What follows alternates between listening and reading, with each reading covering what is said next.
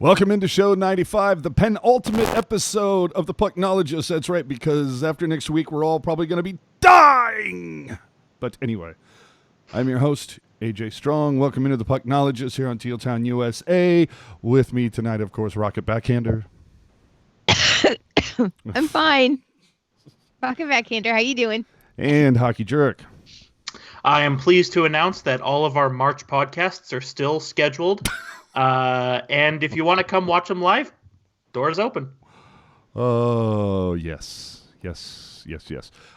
So for those of you watching us right now, I'm sure you are watching live, I should say, listening live. The pandemic news that has swept across social media over the last 30 minutes or so.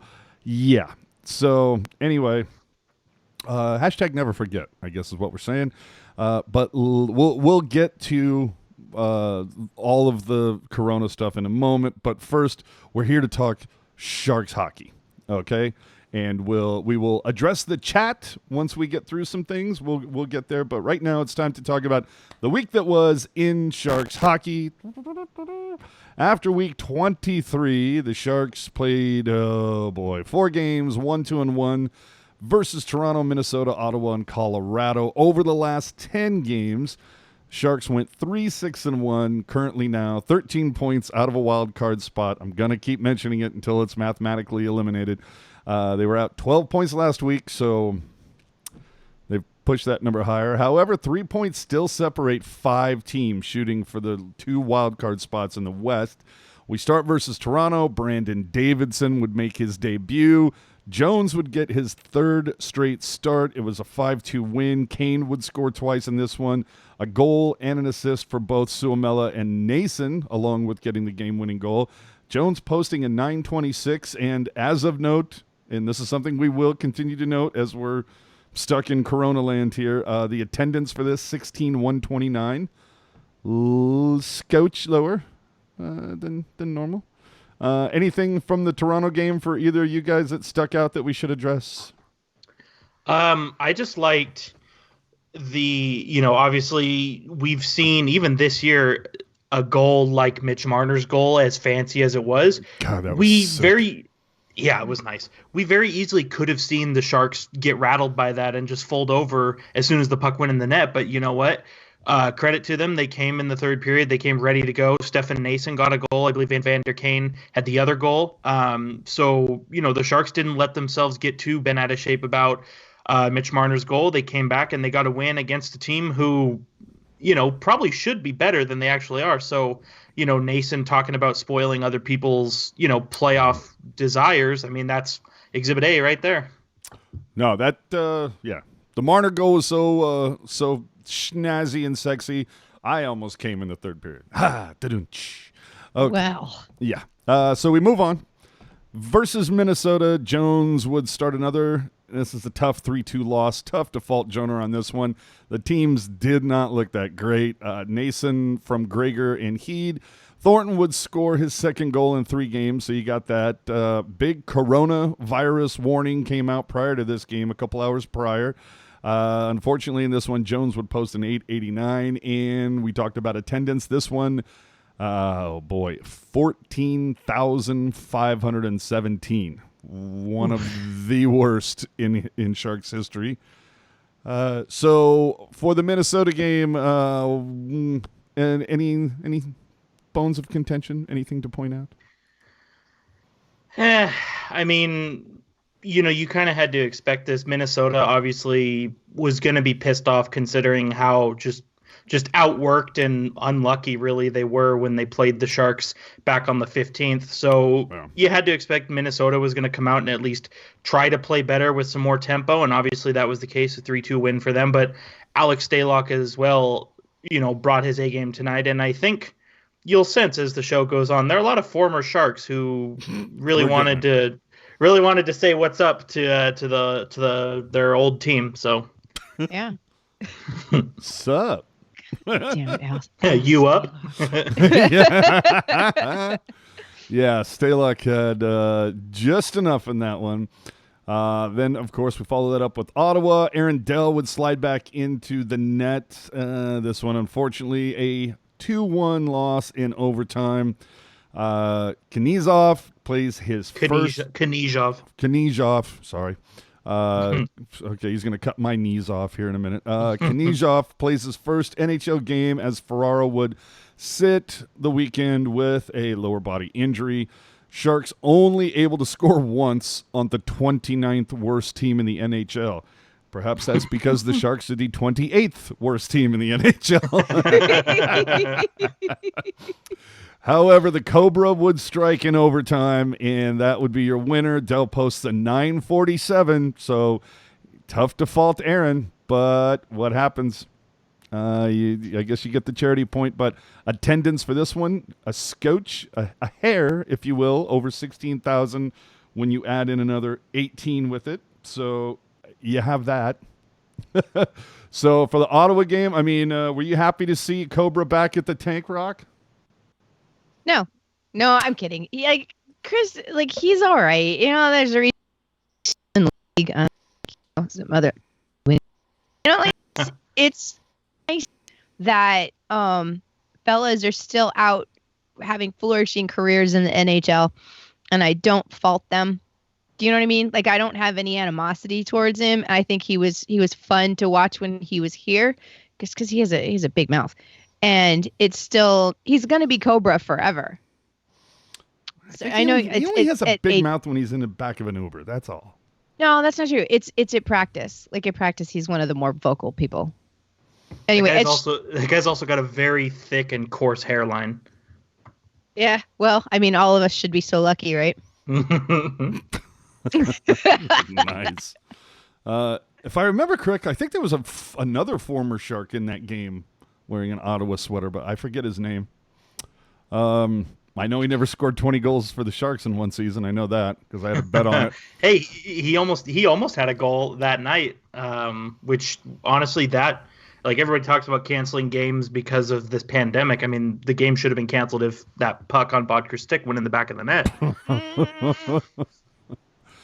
Oh, okay. And finally, the Sharks playing their 3rd and 4, 4th and 6th. That's right. Versus Colorado. Jones back in goal, and we get a 4-3 loss. Couture injured early in the first in this period. I don't understand. Is that new puck tracking technology that's supposed to be embedded in the pucks, is there something magnetic in there that is just attracted to Couture's grill or something? I don't know what it is. So you got that. Then, to make matters even worse, in the third period, we see Graves take an absolute two-handed whack shot at Meier. No call. Nothing comes from Department of Player Safety in the form of supplemental discipline, despite the fact that, full-on two-handed slap job from on his butt. The puck, there was no way anybody could realistically say, oh, well, it's, it was part of the game or what. No, it was straight up retaliation for something that Graves felt he was done wrong. So, well, all I'm saying is, I've been known to enjoy a two-handed slap job every now and then, but in that case, with Graves on Timo Meier, it's very easy for fans to complain about what should or should not be, a penalty, and a lot of the things that the fans that we do like to complain about are very, más o menos, I could go one way or the other way, but this was blatant. I almost am surprised, if we're really digging into it, I could have seen some kind of alternate reality where that's a 5-minute major for intent to injure. Yes.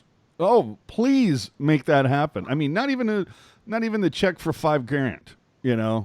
Dude, how do you take that out of the game? And my point with all of these things are, whenever we see this happen, is the next guy who decides to get pissed off, take a two-handed whack at somebody who then gets called for a fine or gets something or whatever. Now they have this to point at and to say, well, hey, Graves got nothing. Why are you giving me anything? It's just there needs to be more in the way of either supplemental or I like the idea of calling it a 5-minute major because we know how the Sharks do with those. Well, and that's we've seen that before.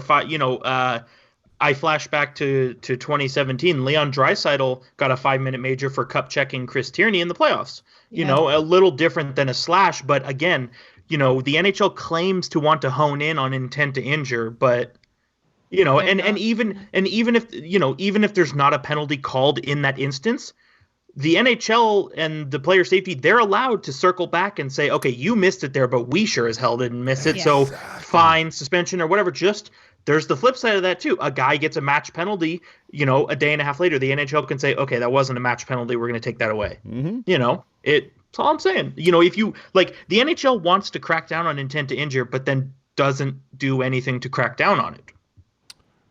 Exactly. A lot of talk, no action. Who was the guy that got Reeves in the Twig and Berries a couple weeks ago? Oh, geez. I know what you're talking about, but I can't remember the player. Yeah. Oh, Rasmus Ristolainen, yeah? Okay. I think it was Buffalo Ristolainen. Ristolainen, yeah. Who we will be talking about a little later, by the way. Oh, I can't wait. But yeah, and he got what? Didn't he get like 5 G's for that? Yeah, he probably got. I think they dinged him on the $5,000. Yeah, they gave him $5,000 for that. So it's I'm pretty sure that got raised and paid on a GoFundMe in about 20 minutes. Oh, I would guarantee like every guy in the room all like just ponied up like $200. We just threw $200 on the logo in the center of the locker and be like, here you go. Here you go. Well, and you know, with all the, you know, these new, like specifically with Spit and Chicklets podcast, like you start to hear these stories of like no free ads. Right. You start to hear stories of guys, you know, putting money on the board, right? And so, like, if it's a situation where maybe they feel their guy is wronged, I wouldn't be surprised if something like that goes on, where it's like, yeah, we'll put the money on the board kind of deal. Done did me wrong. Like, as same thing, like Donskoy being it was his first game back in SAP Center, and the fact that he got the game-winning goal, he's probably treating a couple guys to a steak dinner after that because his name was probably fat on the board. Probably like, okay, Donnie's back in San Jose, $100, and if you score, another $100. It's like, I would not be surprised. And that's very low end. It's probably like, if you've seen Donskoy's contract, it's probably like $1,000. But yeah. But let's see. I mean, speaking of which, Donskoy would get what you thought would be the coffin nail, but ends up being the game-winning goal because of a late push. We get back to tickets distributed for this one, 14,694, second time in the homestand. And in the last 5 years that attendance has been under 15K. Unreal. The other thing for me, and I know it started out early in the game because what was it? They had said, like, I think after the first period, Burns was already at almost 13 minutes. Yeah. Dude, look, I know Carlson's out and, you know, we've had some issues here. Is it me? Are they burning him out? Maybe it's a psychological thing where if he's not playing and he's on the bench, his game gets worse. That's definitely a real thing. So I don't know. I mean, like there's I don't know. There's no reason why he should be out there. You know, there's no reason why he should be pushing so many minutes, 30 minutes. Come on, dude. Yeah. But especially in a lost season. Precisely my point. That's why I point to it being some sort of psychological, like, well, if I could just keep myself occupied, well, if I can just keep my numbers up, well, if I can just, you know, do this. So maybe he's just out for I don't know. I think it's something of, it's a form of self-care. Well, and I know, granted, I'm not going to pretend like I'm some hotshot beer league player, but like I've played organized hockey before, you know, and there have been times where like our lineup is short and so you have to play more minutes and it's kind of like, okay, you know, once you get to a certain point, it's like you just keep tacking on the minutes. I can handle it. Let's go. And so you get into that groove of like, okay, I have to play more. And so in kind of a weird way, even though you're, you know, spending more energy, you also have more energy kind of thing. But also I know a lot of the time too, if you sit for too long, you know, obviously like you start to get stiff, you know, some lactic acid starts to build up. So, you know, still, that's what game 70 rolling along. You're 35 years old as of today. In a lost season. Yeah, as of 35 years old today, I believe. Yes, and you are correct. Last thing you need for game 70 is homeboy at the end just, you know. So give more ice time to Tim Heed. I don't care. Exactly. Dude could give use him it. all. Well, Yeah, give it to Heed and give him the opportunity to prove that he can be more than 7. He can be a 6, a solid 6. Sir. No, sir. If I'm Tim Heed when July 1 rolls around, if anybody with a 408 area code calls me, I'm throwing my phone in the woods. Nice. Honestly, like he should have left last summer and gone to a real situation where he could play well. Yeah, that would be nice. It seems to be kind of the a trend with a lot of these ex-Sharks, you know? Well, yeah. Didn't Donskoy just say that to our friend Sheng? That he, after 4 years here, he just, and it's funny, like in the article, in the best, I don't know if this is a hockey thing, where they can almost insult you and compliment you with the exact same sentence. It's very odd.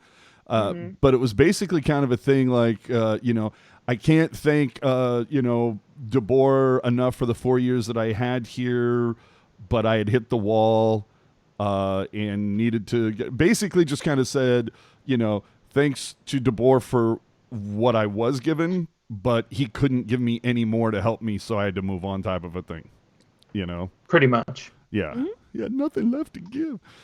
So anyway, do want to welcome you that are watching right now. I forgot to put this at the top of the show, so let's crowbar it in right now. Remember, if you miss anything that we're doing, you can find it on your favorite podcatcher. You can always find the replays on YouTube and everything at tealtownusa.com. If you would, we would so appreciate a follow on Twitter and Instagram, a like on Facebook, and always a subscribe. Please tell a friend. We're very close to getting to 2,000 subscribers. We would love to do that and hit that mark before the end of the Shark season. So please tell a friend. Or, hey, if you're not busy, open 20 new Google accounts and use all of those and subscribe. I'm all right with that. So let's get to the trending this week. Evander Kane has a good week, 3 goals and an assist. Nason, the guy that, Hockey Jerk is damn near tweeting every day going, re-sign this dude. 2 goals and an assist. And then Timo, now with 15 points in his last 16 games, 2 assists versus Colorado. So good trends there. You know who else is trending? Being a former Shark. So Stalock wins in San Jose. Tierney gets an overtime winner. Donskoy gets a game winner. Marlowe gets his first goal with Pittsburgh. Tell me, has Dylan scored a hat trick in Washington yet? No, I think he just got into that fight. I haven't seen anything on Cap's social media about him lately. I was going to say he's proving to be a really good teammate. I think he's had 3 fights since he's gotten there. And really? one of them was against Malkin, and for those who don't know, Malkin is a very tough customer. So and Malkin turtled. He turtled, yeah. He straight up. Yeah, and Dylan beat the crap out of him. Yeah, it was funny when the official around Malkin was, chest pumped out like a peacock. As soon as the official was like, "Okay, boys, have on," all of a sudden Malkin just covered up. Couldn't cover fast enough. So anyway, back to the numbers. Last 5 games, power play is 5 for 14 at 36%. Wow, where's that been all year? The PK still rolling along, 12 of 13 for 92%. During that time, though, not the best record, 2-2-1, straight 500 there, sort of, hockey 500, if you will.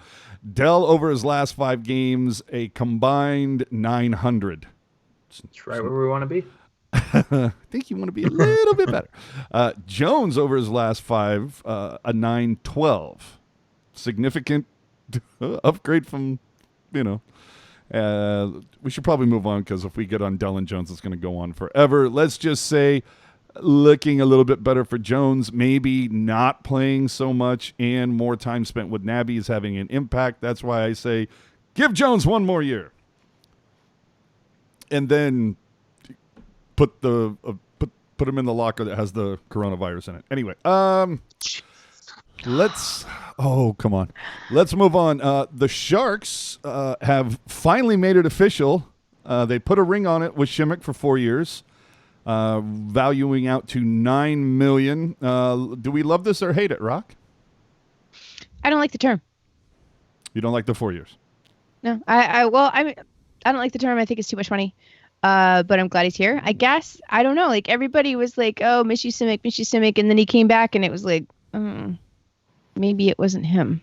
There are moments where he definitely adds something to the roster, and I think that he is a good piece of the team. But in the current atmosphere, where Sharks are not necessarily on a rebuild, but they're on a retool, and I don't know if signing him long term is going to mesh well with whatever system they're going to come up with. All right. So like by the time his contract is like in full swing, he may not even be relevant to what system the Sharks are going to push out. I don't know. It depends on who else they get and who they lose in the off season. Hockey Jerk, what say you? Well, and I was originally going to vehemently disagree with Rocket, but then when she was talking about like systems going to implement, for all we know, the Sharks' new head coach, if it's not Bob Bugner, could be somebody drastically different. Yeah. You know what I mean? Which is something I didn't consider. So solid tag by you there, Rocket. But I still think the dollars, I can live with the dollars. You know, I've said it more times than I care to admit. The salary cap goes up every year. There's going to be room for this guy. You just have to deal with it. And compared to some other deals, and again, everybody says, oh, you know, somebody was going to give him that, and AJ will say, well, then let them give him that. And that's correct. But it's the same thing I said with Erik Karlsson and Evander Kane and all these other guys. If you want somebody, keep him. The Sharks clearly want Radim Simek, miss you Simek. Go Simek for those who are on Reddit. Christ the Redeemer. Like, oh my God. Like, so many people love Radim Simek, love what he brings to the team. One of the few guys who can play well with Brent Burns. Even if the contract, and Rocket's right, the 4 years, it's a little sus on the years. But again, you've got Seattle expansion looming. Sharks are going to lose a body. Why not have some security? But my point is, even if you don't like the contract or you don't really like the player, let people be excited. Mm-hmm. Because I've seen a couple people on Twitter and Reddit and Facebook saying, oh, how can you be excited about this? This guy sucks. It's like, okay, maybe you're right, but people are excited. Let them be excited. Now, I'll be the first to tell you, I regularly tell people that they're wrong, but that doesn't mean that they're not entitled to their... It doesn't mean that they're not entitled to their opinion and they're allowed to be excited. Let people be excited. Yeah. I'm excited about the Simek one. Who's excited? I'm not excited. The other problem with Simek is it's the same thing with Vlasic. Everybody bitched and moaned about Vlasic. Oh, he doesn't score enough points. He doesn't contribute to the offense. That's not what he's there for. That's what I'm saying. Like, everybody is going to bitch and complain about Radim Simek because he doesn't contribute to the offense. But if Brent Burns gets 80 points next year, is anybody going to care? No. But... conversely, with the loss of Brendan Dillon, the Sharks also need some physicality on their blue line. And Radim Simek is not afraid to open that door. Yes, I like that. But who's to say that Brent Burns is with the Sharks next season, too? Well, until he's not, I would say that he is. Okay, then. Solid point. Just wanted to note that, hey, San Jose, welcome to the party. We were talking about this whole signing a week ago. So we're glad you finally arrived. No. Don't say we, AJ. Say I, because this was all you. This was me reading Czech news sites. No, you're gonna give AJ his cookies, run him his money, the whole damn and pat donut. him on the back, and give him the whole donut. The whole donut. You want the carrot and the whole. I mean, I get why they, that they had to wait till pen was on paper to put out an official announcement, but Jesus Lord, was this like the worst secret to ever be try to be kept. But had a hell of a week for Simek. That news leaks. He finally signs today. In the interim, he got called for covering a puck. He tried to kick a puck in, and he was absolutely embarrassed by Landeskog. But other than that, great week. Hey, if you're not cheating, you're not trying. Fucking A. All right, so let's move on. Let's move on to the, I guess, virus in the room, if you will. So many announcements have come out over the course of the week. As of this week, Sharks Ice will no longer allow anyone to approach players for autographs or photos. This is due to the coronavirus and not Cinder Joe. But will it get to the point? I kid. I don't. I did it. I only did it to get the reaction from Rocket, to be honest with you. Will it get to the point of not even allowing fans inside the practice facility at all? Yes. Cinder Joe or the virus? No kidding. I'm kidding.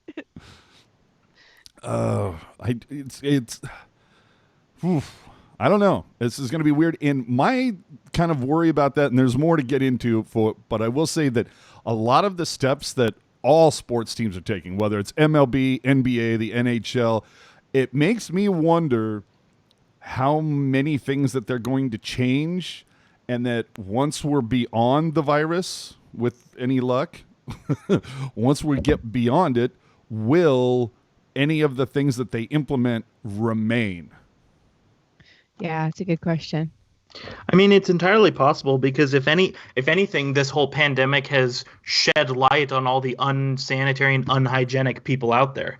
Don't talk about me like that. Literally, I was in the restroom at a public area today, and bro is, if you're offended by this, I'm sorry, bro is standing at the urinal with a dart in his mouth, which whatever. For those of you unrelated, that means cigarette. Yes, and then Chief wraps up and dips. I'm like, bro, aside from the whole, like, people dying thing, wash your damn hands. Wash your hands. Like, any guy, and I'll tell you this is my soapbox I'm going to jump on one more time. Like, wash your hands regardless of a pandemic, but here's the thing. If you're a guy, you should wash your hands before and after you go to the bathroom. It's true. That's true. I heard somebody talk about this, and somebody who has that equipment, and like, I agree wholly. Well, the funny thing is, and I believe I talked about it after going to the game against Minnesota. I don't know how, I've literally been to hundreds of Sharks games. And during that time, excuse Rocket, she has to print for a hot date later. But during that time, I have seen long, vast lines to get into the bathroom. I've seen people waiting at the urinals. I've never, until the game against Minnesota, seen people wait in line to wash their hands. Staggering. And yet sad. And one more thing, in case you need a tip, when you're done washing your hands, when you do that move between pulling your hands away from the water and wiping them off, you should hold your hands up with your fingertips pointed to the ceiling, because if you hold it down, the water, the gross bacteria infested water you just washed off, will roll down your fingers and stick to your fingertips. We're going to be featuring a video by Hockey Jerk later on our YouTube channel on the precise way to do this. If you get coronavirus, it sure as shit's not going to be my fault. Okay. But the other thing that I do, before we dive in a little bit further into some news that broke before we went on air, can I make a suggestion? And this is really more for Hockey Jerk than anybody. And it's only because I kind of just want an update for update's sake. Can we switch? I'll give you two options, but we update Meth Drum to either coronavirus or Patient Zero? Jesus. Yes. Okay. Patient Zero is good. Yeah, that's what I like. Just Zero in general, I think, is probably a good one. Yeah. All right. So just before we went on air, the Santa Clara Department of the Public Health has announced a legal order. I don't know why I started doing that. Legal order. My wife. Has the virus. Anyway, Santa Clara Department of Public Health has announced a legal order barring all mass gatherings, meaning of 1,000 or more people, banning all gatherings through the end of the month. So CUDA games are okay. Yes, absolutely. Cool. Now, the Sharks evidently could have games continue, but having no spectators, and evidently this has happened with other sporting events in other parts of the world. But with that, I got to tell you, like, I have tickets for the game on the 21st versus Boston. So do I. Right? So we want to go to this. I want to go to this. But I do want to say that I do think it would be kind of interesting to hear Randy Hahn just, go. I don't know of the name of a particular announcer, but just to say, here's Burns with the shot from the blue line, tipped by Evander Kane, goal. Like, just full straight PGA golf. on him. Yeah, straight PGA. Just and here's the tip. Oh, just outside. Like, oh my Lord, we could have so many fun things with this. So The gloves have been dropped. yeah, gloves have been dropped. There seems to be a disagreement in the corner. But anyway, Rampant hugging. yeah. So anyway, I don't know what's going to happen. There's been no official announcement from the Sharks as of yet. However, Tony Robbins from Shallow Hal fame, I suppose, for those of you who, anyway, he had a 4-day event planned, March 12th through the 15th. It was announced on After Dark last night, confirmed this morning that event has been postponed. So this weekend is out. There's a Mark Anthony concert that is scheduled for next week. There's been no word on that. There's also, I think, 4 to 5 days of Cirque du Soleil performances that are scheduled by the end of the month that there has been no word on. So I guess right now is your best bet is to just keep an eye on, social media, have SAP Center's website on refresh to see what is going to be canceled and what not. But as of right now, basically Santa Clara County Sheriff's Department can roll up into SAP as soon as they crack the doors for any event that's going to have more than 1,000 people and be like, shut this puppy down, guys. I'd love to see them try. And I'd like to hear Randy Hahn commentate on it in golf voice. But I anyway. would love that. I would really enjoy that. Like you picture a building with 14,000 people and you got Officer Bob coming in. Okay, we got to shut it down here. Everybody leave the building. It's like, okay, whatever, Bob. You can't stay here, but you don't have to go home, folks. Come on, let's keep moving. Whatever. Nothing I'm going to go. here. No, okay, Bob, I got to go take a leak. Can you hold my hot dog for a second? Well, and Brody making a great point says the county likely didn't No free ads. Didn't give the Sharks or SAP Center a lot of advance notice on their announcement. So would imagine that both entities right now are weighing their scenarios. And they'll unveil a comprehensive plan. To me, I think that what would be really cool is if you get Santa Clara County sheriffs out there like bouncers at the door with the clicker counter.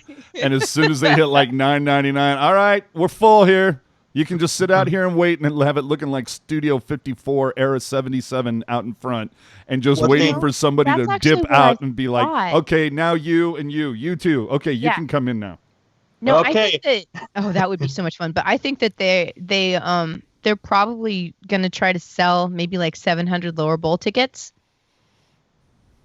I mean, you gotta have some people in the building. Yeah. Well, so I think that they'll try to give the 365. Holders. Yeah, exactly. They'll give the 365 members some. Are you kidding me? There's there's 12,000 season ticket holders. The ones who don't get the coronavirus tickets are going to be pissed off and cancel their account. Bitches, lottery. Yeah, but a lot of those season ticket holders are for upper bowl seats. I've been a season ticket holder since 1991, and gosh darn it, I want preferential treatment during a global pandemic.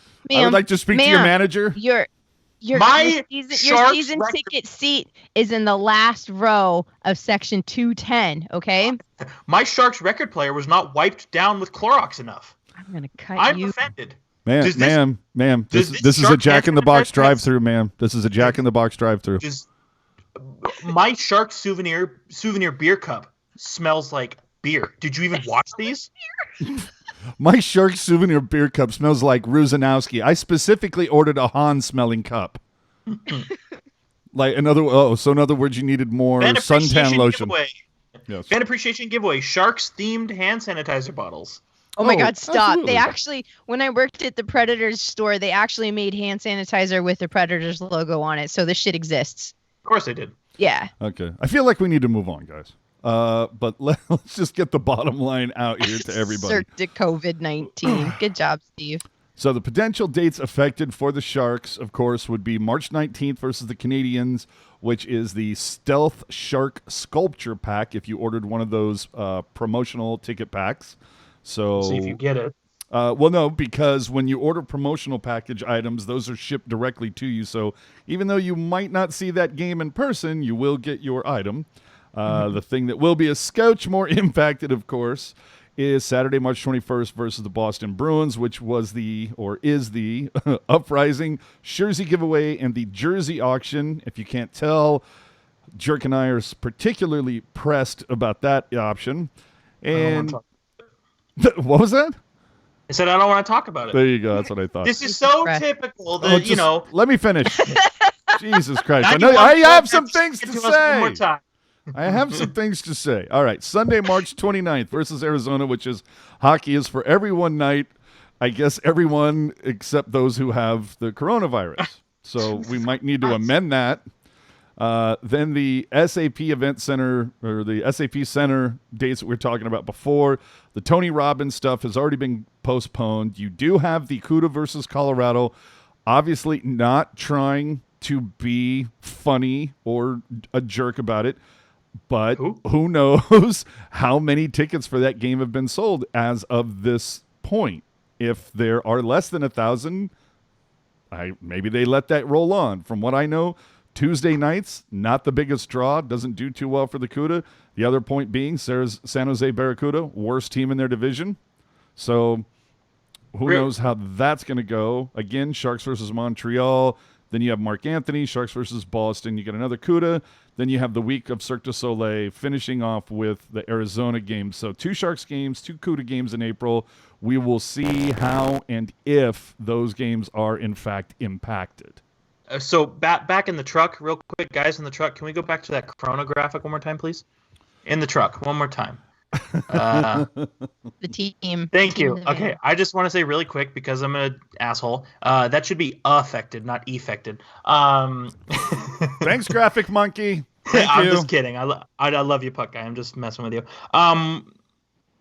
Yeah, I mean, you guys will have to refresh my memory, obviously here, but anytime there's ever been another situation like this, I mean, obviously not with Ebola, but like swine flu or anything like that, especially AJ, you've obviously been a fan since day one. Have we seen anything like this ever? No. Well, I mean, no. Hold on. No, events. I mean, there have been multiple graphics that he's fucked up on, but this is not his worst. Oh my God, that's not what I'm talking about. Steven! Yeah, our intern is slacking. But you're right. I don't remember anything like this. Keep going. Yeah, because I know, like, especially like when like swine flu was a big thing, like, you know, right in the midst of 2009, obviously big thing. And to my recollection, no games were ever in danger of being canceled or postponed. Obviously, you know, SARS was a thing, and so I mean, yeah, right. But this is obviously very, you know, new territory. Obviously, non-North American teams see, you know, like an empty arena is not unheard of outside of North America. But here, obviously, it's very different. Have you been to the Sharks lately? I'm curious to see how this all actually plays out. You know what I mean? Absolutely. Yes, Jerry up the rain out game, but that was. Oh, yeah. Yeah. It was just one not a fluke. coat. That's such a weird thing. I mean, like San Jose has some really strange records in the NHL. You know, like we're always gonna have. Yeah, like there's some really, really strange records in the NHL that San Jose holds. And win, lose, or draw, I think that that's actually one of the things that I like about this team. Also, I need to go. All right. It's time for me to go. So everybody say goodbye to Rocket Backhander. Bye. I have to go and earn some money, people. Hey now. Adios. We'll miss you. You know what? It's good because now it's time to get to Jerks, winners, and losers. We'll see you next week, Rock. Rocket Backhander is my winner for starters. Aww. Bye, guys. Look. Hawkeye 14. Who's that? Yeah, I know. I went to my wrong graphic. See, you know what? We get the one shot from the one change. You know what it was? It's puck guy. He totally threw me off. That graphic, the whole effected thing. All right. I was going to say, you could have just kept the 3-shot graphic and just put like a picture of Rocket there. Oh, you know what? We'll do that. We'll do that later. I like that. I think that should be good. All right. So, we weren't able to get to it because Lord knows what kind of trouble you were getting into. So just very quickly, like for those who haven't heard or anything like that, Jim, give me like a couple of your best winners and your biggest losers from the trade deadline since it was so fucking long ago. Sure. So winners, obviously, Carolina Hurricanes. They pick up Brady Shea, really good defenseman, young defenseman. Pick up Vincent Trocheck, very good top six center. Gave up peanuts for him, too. I think, let me see, other LA Kings are winners just because they are actually embracing this whole rebuild thing, which you don't see teams do that very often, or when they do it, it's like very begrudgingly. Yeah. Yes. So obviously, the winners in my book, I think New Jersey obviously won, just because their GM, who by the way still has the interim tag, has cashed in on a lot of pending UFAs and done very well for that franchise. I think they should take the interim tag off. I think Edmonton did well, picking up somebody who can play with Connor McDavid. I think San Jose did well because they got a first-round pick. I think Vegas did well because they got a defenseman that they needed. Losers, Toronto, because they didn't address any of their problems. Florida, because they undid all of the positive work that they did. I mean, why the hell are they trading away Vincent Trocheck? He's so good. Colorado, because really, Vlad Nemesnikov is the best you could do. Yeah, I was like, that's all I'm saying. Athanasiou was right there. Yeah, I didn't get that at all. I think Nashville lost too, because Nashville is kind of like Toronto West, where they're in the hunt, but they need to get it together, and they did nothing. You did nothing. All right. So, speaking of other losers, Ottawa fired their CEO. Yeah, well. How long was he employed? I think like 15 months. I think 8 weeks, dude. Was it really that long? Or that short, rather? Yeah, dude. It was like 2 okay, hold months. on. Breaking news. Here we go. Told the Sharks will abide by Santa Clara County's order guideline. 3 options now for 3 home games in March. Number 1, play without fans. Number 2, neutral site. Number 3, postpone and reschedule. The exact choice is to be determined. Plenty of time with team away on a 9-day road trip. That is from Frank Saravalli of TSN. All right, so give me the options again there. Playing in an empty arena. Yes, that seems to be the most obvious choice. Playing at a neutral site, which Such I don't. As? Yeah, exactly. I mean, haters are going to say Chase Center or Golden One, but we've been over this. Chase Center. Sure. Okay, go ahead. Yeah, exactly. Number 3, postpone and reschedule. Not going to happen. I mean, it might. I mean, the NHL could easily just tack those 3 games on at the end of the regular season. Of course, all the teams who are making the playoffs are going to get tilted about it. Yeah, that's what I was going to say. Well, not only that, but it's already. I've already seen commercials where it's like April 8th, it begins. Exactly. So to me, it just seems like the most obvious choice is, you know what? Play to an empty barn. Because you still have the TV deals in place. The ad time has already been purchased. All of those things are in place. You're just going to have to play to an empty barn, which would be, I'm sure, incredibly just like wow, that's going to feel really weird to the players of everything like that. I guess, does John Root get the night off then? I guess so. I mean, that's going to be very interesting. I kind of hope they go with option 1. I'm excited to see how that plays out. I am as well.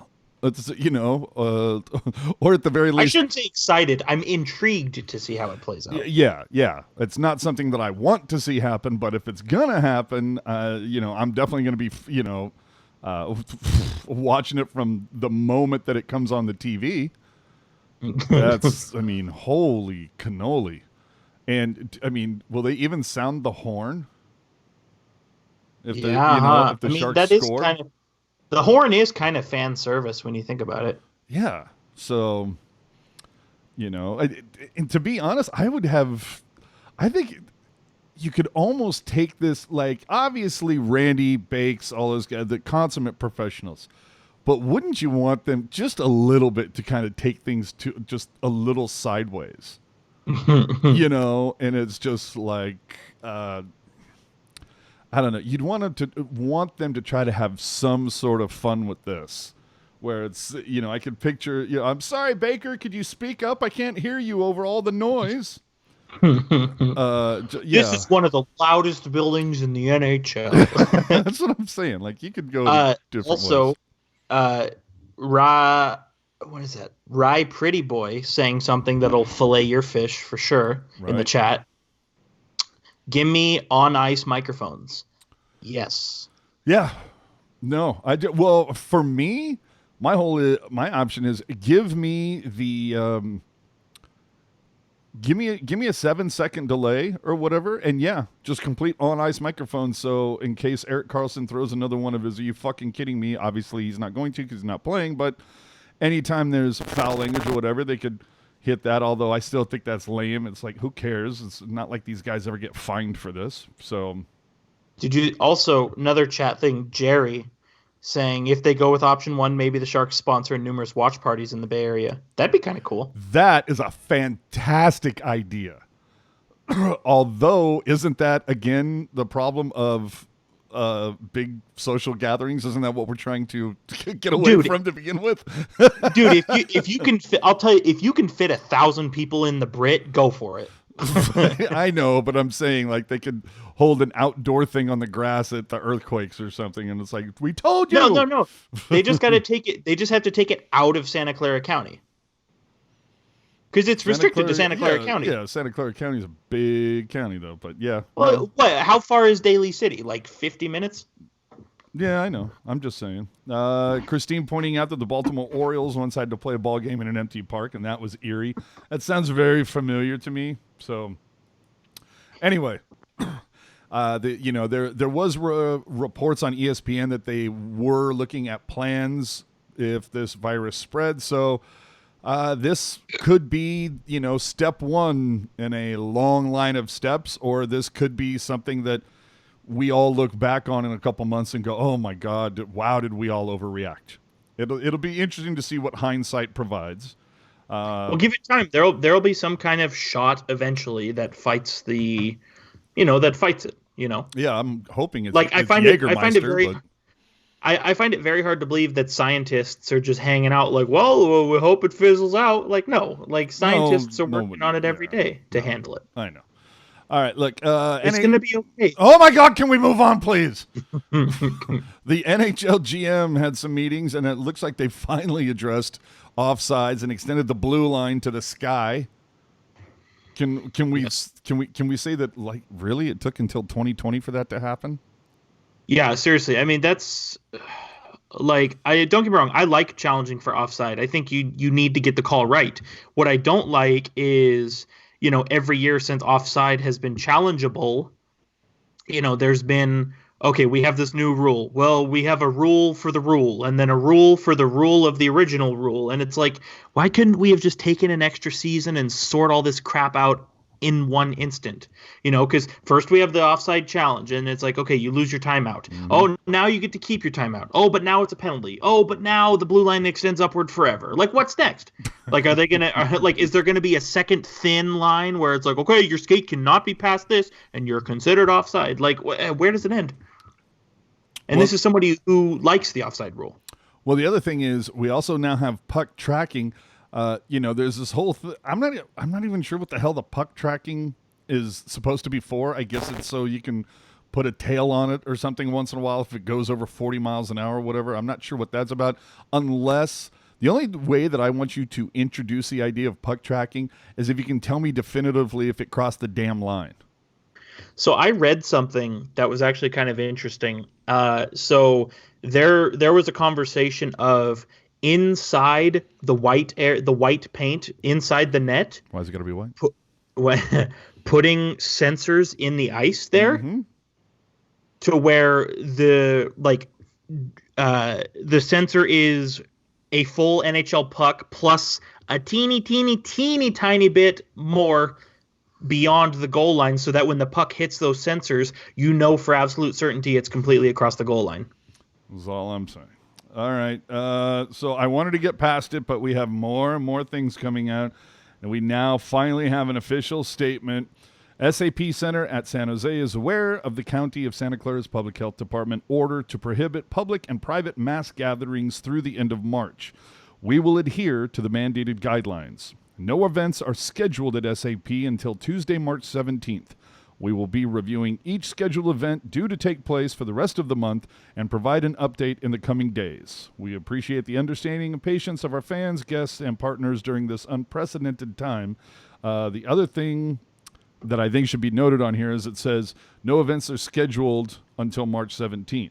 And the only reason being is because last night, the events that were scheduled 12th through the 15th were canceled. So I think it should also be said kind of on a different area, but San Jose State also canceled all of their classes for this week, and starting next week... I heard that was just because those classes weren't very good, but anyway, go ahead. And then starting next week, they...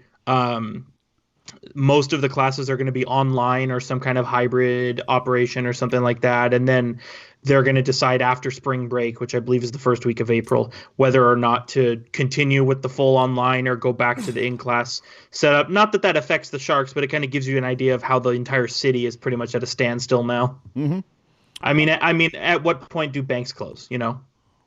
Oh, sure. Well, yeah, but so much of that is done online baking anyway. But anyway, to get back to the NHL GM meetings. Yeah, sorry. The other thing that was kind of talked about that stuck out for me was social media. The NHL is a conservative group and have definitely been lagging behind other sports, especially when it comes to like featuring the personalities of their players. And I've seen a few things here and there. I want to say there was something about like, what player is most excited to do well or whatever. And like it was Ovechkin, but there was also Hurdle, a couple other guys. There's definitely, do you remember those commercials that they did? I don't know. God, maybe they might be 10, 12, 13 years ago. And it was like a bunch of players in the hotel, and like Ovechkin sent like everything on the menu to Sidney Crosby's room, and that was the Joe Thornton like stealing mints off the maid's cart and all sorts of different things. That was the promo commercial for the 07 All-Star game. Okay, yeah. See, they definitely need to do more fun things like that. What they did the thing where they put like shaving cream in Marty Turco's hand. There was just a lot of stuff. So anyway, yeah, I would definitely like to see the NHL like allow or encourage players to be themselves. Yeah, exactly, themselves. Not so buttoned down. The reason why we have to hear from Evander Kane is because he's dumping all over the officials for what he perceives as to be something that is inconsistent. Well, and we've seen we that all too. agree on. And I've mentioned it before too, but the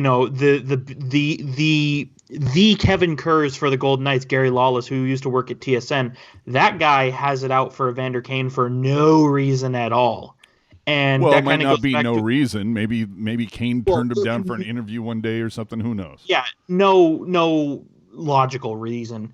And that kind of goes back to what you're talking about is Evander Kane likes to show his personality. It's who he is, and there's nothing wrong with it. And Gary Lawless always finds a way to get Ben out of shape about it. I know the year the Sharks traded for Evander Kane, during the bye, Kane wasn't an all-star. Bye week, he's going on vacation to the beach, was on a private plane. Who cares? Had his feet up on the chair in front of him. Who cares? Vacation time, see you later. And Gary Lawless is like, oh, is Evander Kane at it again? And I'm like, at what? No, they're just some guys, maybe they're just bent. You never know how that player, wronged that person at one point or another. Who knows? Well, Gary Lawless is also a big idiot man baby, so. There you go. I believe the technical term that you usually use is slap dick, but anyway. Well, okay, so... Oh, God, I didn't mean to prolong this. To give you an idea, the first Golden Knights preseason game of the season, they had Gary Lawless on and talking about the opening game against the Sharks. Well, we all remember what the Sharks did to us last spring. It's like, get the fuck over it. Like, were you on the ice? No. Oh man! All right, please. I beg of you, let's move on. There's a lot of things to be upset about, dude. You have some things I to have say. things to say. Dude, can you tell me what the hell has happened to the Vancouver Canucks over the last 2 weeks? Or is it just that Edmonton and Calgary are playing much better? I think it's Vegas who's playing much better. Vegas is on some kind of stupid heater right now. Yeah. But also, I think a lot of it too. I think the injury, excuse me, the injury to Jacob Markstrom, obviously, kind of hurts. Was easily their MVP. So him being out for the rest of the regular season obviously puts a lot of pressure on Thatcher Demko and Louis Domingue to hold the fort until he gets back. They're missing Brock Besser as well, but even then, kind of it's a situation where everybody has, except for JT Miller, everybody has cooled off all at the same time. Absolutely. All right, so either way, couple points on deciding the 5. It's going to be real fun to see how that happens. It's going to be interesting to see if other teams end up being impacted as the Sharks look to be right now. Again, there's a lot of moving parts right now. We're still not aware of everything else that is going on. So anyway, International Women's Day broadcast occurred over the weekend during the St. Louis Blues versus the Chicago Blackhawks. This was Kendall Coyne, Kate Smith, and AJ something or other? AJ Malesko. AJ Malesko. Okay, I am not a fan of the 3-person booth. Never have been. You get people fighting over airtime, talking over each other a lot. You'll see that, even 3 seasoned broadcasters in Hahn, Hetty, and Bakes, and they do it when they have the 3-man thing. And it happens when Kendall's on there as well. So I'm not a fan of the 3-man booth. That said, for me, I was very impressed by AJ Malesko. I thought she knew she was right on top of her stuff, knew her, had it down. So AJ Malesko, she 2-time Olympic medal winner, gold medal in 98, silver medal in 02. So thanks for coming. But also she's the Islanders color person, and she's also a color person for NBCSN. So obviously she has experience as a player. She has experience as a broadcaster as well. So when I saw AJ Malesko was going to be on the crew, I was lit because she's awesome. She's so cool. Yeah, no, I thought she nailed it. That to me, she was the standout performer of the day. Kendall. I've said it before. I think she does pick certain things out of games that I like what she brings to the party. However, I still feel that she has that small person's problem where they feel like they have to speak louder than they actually do to be noticed because they're so little. Mm-hmm. And right. It's I have to just say that I thought this was very good. And she needs to have a little bit of an inflection. She needs peaks and valleys and not everything at set at 10 when she's speaking. That would be my Well, that's the thing. Her volume doesn't carry well. No, it doesn't. So that's that's the thing is you can tell that she's shouting, but it's still not very loud. Yeah. So something she needs to definitely needs some reps for. Now, conversely, when you talk about that, Kate Scott, very smooth voice, professional, has the pipes, the real kind of, hi boys, we're going to talk some hockey. I mean, she's got that smokiness in her voice that is appealing, and it's I hate to admit it, but Kendall has a little bit of a piercing, it sometimes it just she needs to dial it down as coach. Kate, I thought definitely has the pipes for it, but she pulled the crutch move, which I've seen time and time again when someone is just starting, is they rely on stats and historic anecdotes. She'll sit there and go, well, the puck goes to Jonathan Toews, University of North Dakota, second year or something. And by the time she's finished getting through her little anecdote of Jonathan Toews because he touched the puck has already been on 7 other sticks, And so that's my thing is she needs to work it. Listen to Randy. You don't hear that, or when Randy does drop in the little factoid things, they happen like when he sees like an icing about to occur where he knows there's going to be a little lull in the broadcast for a second. That's, again, it's one of those things that'll come to them when they get their reps and they get the rhythm down. So, but as far as I know, Randy has only done hockey for like the last 25 years. You've had Kate Scott doing basketball. She's done all sorts of different stuff. So it's one of those things that she just needs to find that rhythm, but she's got the pipes for it. She just needs the experience and the reps. Yeah, and on the Canadian side of things too, Las Vegas Knights and the Calgary Flames, they too had an all-female cast. They had Tara Sloan doing play-by-play, who I'm just reading here is a musician, a vocalist specifically. So obviously she has experience in a situation where she needs to project her voice in a commanding way. You know what I mean? Mm-hmm. And she, regularly hosts like the Sunday night Sportsnet, like little pre-show kind of deal thing. So experience doing that. They had Cassie Campbell Pascal doing color, who, again, I love her. She, again, gold medal in 2002 with Canada. And she regularly does play-by-play or inside the glass work with the Calgary Flames. So obviously she's awesome as well. And then they had Leah Hextall doing like inside the glass, and she, cousin of Ron Hextall, obviously has worked broadcasting, hosting, reporting. Leah Hextall. Ron who? She also has experience, like she did some freelance stuff for The Athletic as well. So, but has she experienced Regina? Right. So like what I like too, and some folks may take this the wrong way, but I specifically with the Canadian broadcast, and then obviously with AJ Malesko over in the US as well, I like getting people, specifically the ladies, I like getting the ladies for their experience and their expertise, not for their stop gender. Putting it on a T, man. I'm just saying, like, I think don't put it on a T like that. So, yeah, I like to. I'm just saying, I like to give those ladies some experience. I mean, no, dude, but stop it. No, I'm being 100% honest. Don't stifle the truth, sir. No, I thought it's great because and can we move on already? No, we can't move on. This is going to be a 2-hour show. Like male or female, like I don't want to listen to someone tell me about a game who has no idea what they're talking about. And so I think the 6 ladies who were chosen for these respective casts, I thought they were perfect decisions. Very smart ladies, spoke very well. I thought it was great. And, I don't normally watch Vegas Golden Knights games, but I watched that game just to hear the ladies because they killed it. And I think, honestly, we need more of that. You let me know when you're done. Oh, I'm done. We can move on. I thought you had some things to say. Okay. Oh, North Star saying I had it flipped. Tara Sloan was inside the glass and Leah Hextall was play-by-play. That's my blunder. My blunder. Okay. Anyway, we got a couple more things for you, and then we'll take it to the comments for a couple minutes. So if you have any questions or anything you'd like us to talk about before we bail, please start entering those now, and I'll try to keep an eye on them. So it's time for some fun stuff. I think you know what time it is. Play of the week, guys. We have 2 for you. If you follow us on social media, Instagram, Twitter, you saw it. You had to love it. And here's McKinnon.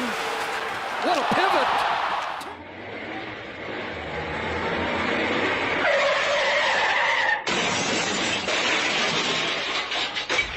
Damn! Yeah, I went there. I mean, dude, Getzlaf just, whoa. That was almost like it just reminded me of like Marty Baron. When like you just think like maybe it's time to hang him up. Or I don't know if you've ever watched Robot Chicken, but it's love it.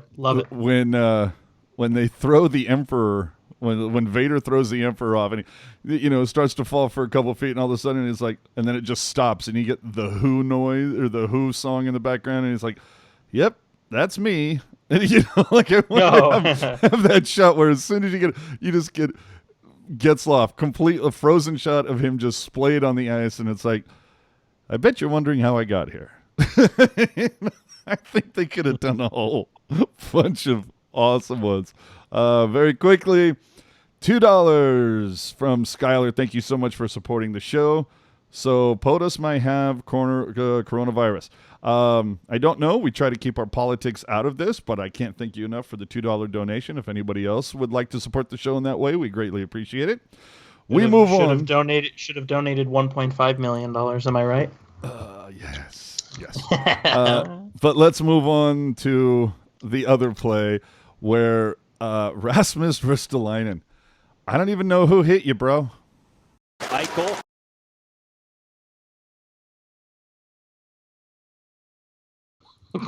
I'm not even, I'm gonna have to replay that because I don't know that the audio went full stream. So let's try again. Eichel puts it toward the goal, off body, all the way around by Johnson. I feel like we need to do it one more time. Eichel puts it toward the goal, off body. Okay, I don't understand why the audio is acting tweaky. I will do it one more time. Eichel off the way. Okay, well, we got the one. Okay, that just pisses me off to no end. Let me try it one more time. I don't understand because it worked flawlessly before we went on air. Hold on. Eichel puts it toward the goal, off body, all the way around by Johnson. God, I love that. Teal Town USA on Twitter and Instagram if you want to watch it over and over and over and over and over again. Oh, yes. And it is so worth watching over and over and over again. My initial idea was to just add the gunshot, but Rocket came in saving the day and just put Wilhelm scream, dude. And I'm like, okay, we'll have to throw that in there. And it worked out fantastically. So stick tap to Rocket. But which is your favorite play of the week there, Jerk? I mean, I got to go with Nathan MacKinnon, my guy. Obviously, breaking ankles there. That's also not the first time that he's broke someone's ankles within the last week. So, I always enjoy seeing those kinds of plays just because it really puts on display how crafty people like Nathan MacKinnon are, Yeah, but either way, no. Mine is definitely Ristolainen just getting worked by a phantom, evidently. He's trying to avoid the coronavirus. Good callback. So last week, before we finish up here, last week we had no Fanatics foul-ups for you. So this week we have 2. Play the graphic. So we need to get a song for that. Look at this. Are you serious? This poor girl on Twitter, they stick tap to Gen X for sending me this. This girl gets a jersey, a Rangers jersey. I forget who she wanted, who she was looking forward to getting. Colton Parayko, who plays for St. Louis. And it said Rangers. No, I think she wanted. She wanted a Rangers one. No, she wanted Kreider. Oh. She wanted Chris Kreider, a Rangers shirt, and it comes with Parayko on the back. Are you kidding me? Are you kidding me, Fanatics? I mean, honestly, how do you suck this bad? I mean, Jesus. Okay, and so I actually have my own fun story to share with the Fanatics. So I am someone that I'm working on a collection of pucks, you might have noticed. And one of the things that I was going to try to do is get a warm-up puck from every team. I have ticket stubs from teams that I've seen, but I thought it would be really cool to have a puck against every team because I've seen every team play at SAP. So I picked up ones versus Jersey and Pittsburgh and Toronto and Minnesota. And I just want to show you, because these are all put together by Fanatics. Can you tell the difference? Can you spot the difference out of these 4 pucks? Yeah, the Maple Leafs one is the only one that's not stealth mode. Really? That's not what stands out to me. I'm just saying, this is not photoshopped, people.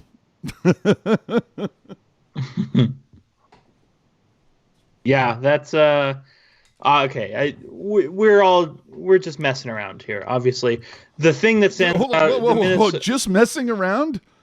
It's real, my friend. No, I know, but I'm saying no. The what you're looking for, the Minnesota one is the only one with a Western Conference team. Like, we get it. That's what you're going for. Well done. Well done.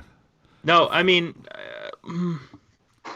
yeah, I mean, and the thing is, it's so they simple. were all like this. And here's the thing. Okay, here's the thing. It's one thing if the stamp on top gets put, like, accidentally stamped onto the bottom of the puck. Like, that's one thing. I can live with that. I can live with that. But the fact that the design of the stamp was mirrored means that somewhere along the way, somebody is asleep at the wheel. That's all I'm saying. Like, how does that get out? How does somebody, and that's my whole thing with Fanatics. You know, I bet you, how many people saw this? You know, like when it came off the press, when it was put into boxes, when the boxes were opened, people had to have seen this and said, at one point just said, well, you know, we don't have time to fix it. And then the thing that really chaps my ass about this, there was a survey that Puck Guy shared. And I took a screen cap, or he sent me a screen cap, which I tweeted out earlier today. But one of the questions was something about, you know, are you familiar with Fanatics? But the thing is, would you forgive Fanatics for a mistake? Mistatics. But would you forgive Fanatics for making a mistake? And then it said, would you defend Fanatics for making? And it's like, what, defend? Do I work for you? Do you cut me a check every week? No. The fuck am I defending you for? You screwed up. Would I call you out on it? Yes, because that's what happens when you screw up. It boggles my mind that those were two of their questions, or two of the options. When it was like, what does Fanatics mean to you? Would you defend Fanatics for making a mistake? No. Especially when they're going to charge me shipping for a mistake that they made. You know, I've seen that a bajillion times where somebody gets sent the wrong item and then Fanatics goes, oh, okay, send it back to us and we'll send you a replacement. And they expect the person to pay the shipping to go back. And it's like, no, Chief, I didn't make this mistake. You did. At one point, quite some time ago, I don't know if it still exists, but there were companies where if they screwed up, if they sent you the wrong product, there was something called an RA number, which stood for Return Authorization. And like Amazon has this function where if you want to return something because somebody screwed up or whatever, you can very quickly print something and you literally take the item, the piece of paper that you printed and the item, you take it to your nearest UPS store, drop it off and say, here you go, and they take care of everything, doesn't cost you a cent. So the fact that Fanatics wants you to pay to have the thing shipped back, it's like, no, you send me a package, packaging, I'll put it back in there, tape it up, give it to Mr. Postal Carrier guy, and you can send me a new one, pal. How's that? So well, and again, according to point 7 of Fanatics Terms and Service, colors and shapes and sizes may be distorted by your computer. It just makes me wonder, does that say Kreider and it's just distorted beyond the recognition that we just don't see it as that? It's entirely possible. Oh, my God. All right. So, man, I got to say, point number 7 on the Fanatics Terms and Service, this is, that's a lot to unpack there, Chief. All right. We assume no responsibility or obligation to modify or remove any inaccurate content. Yeah, fuck you. Oh my God. You know what? Do me a favor. Send me the TNC link because I'm going to start going through that and I'm going to start printing it all out just so people can see. I'll do you one better. Ready for this? I'll do you one better. YouTube chat, all 23 people watching right now. Go ahead and give that a gander. Now we're talking. All right. So quick. Basically, this is how we feel. This is Brody playing the part of Fanatics, while Jerk and I talk.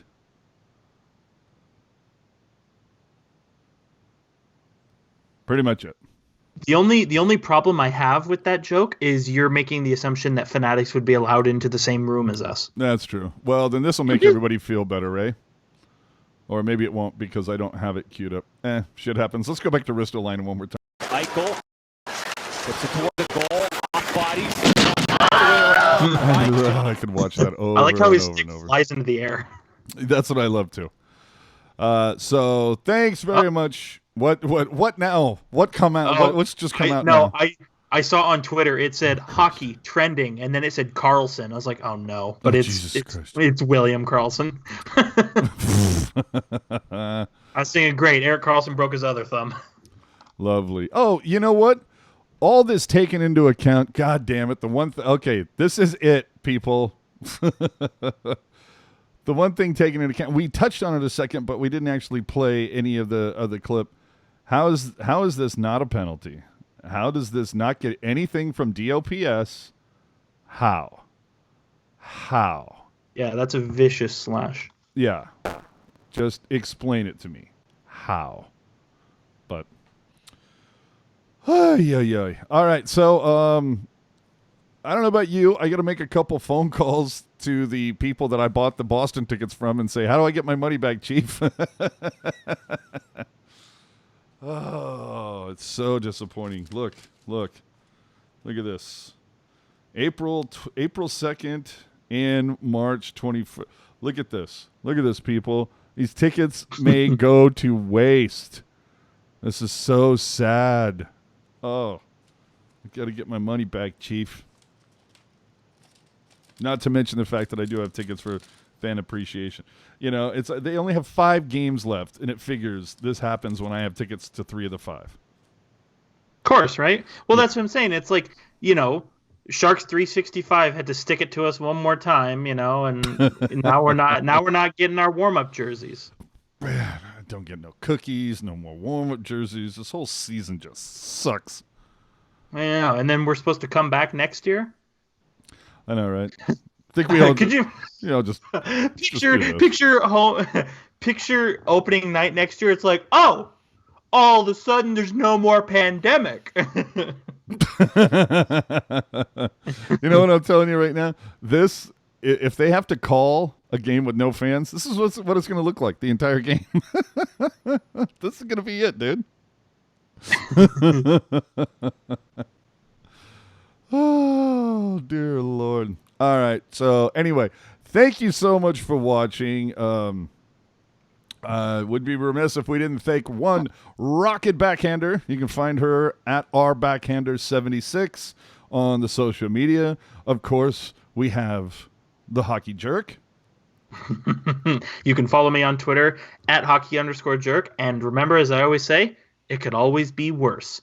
Detroit has won 17 of their 70 games this year. It could always be worse. I'm AJ_strong on the social media and all that silliness, so go follow us out there. So this is 95 in the books, guys. With any luck, we will see you next weekend. Again, check in with SAP Center on social media, on their website to learn more. Of course, the Sharks too, but if you have any tickets for any events coming up at the tank, go look into that and find out what exactly is going on. All right? Sorry to be the bearer of bad news, but it is what it is. We'll see you next week for episode 96, provided we're all still alive. Hopefully nobody has a suspect cough or the sniffles or anything. So thank you very much for watching. We will catch you all next week for the Pucknologists, Teal Town, USA.